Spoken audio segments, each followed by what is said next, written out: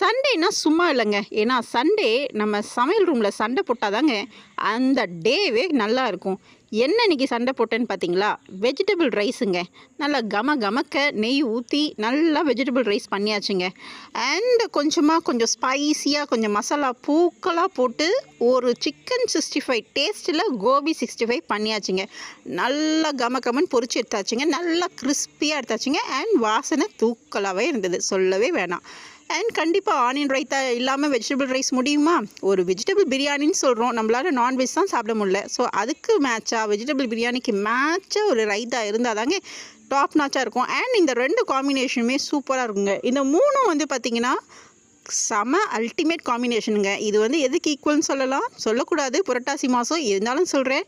ஒரு mutton பிரியாணோ chicken biryani கூட வச்சுட்டு அது கூட ஒரு சிக்கன் 65யும் கொஞ்சம் ஆனியன் ரைத்தாவும் வச்சா எப்படி இருக்கும்? அதே காம்பினேஷனுங்க, சூப்பராக இருந்தது.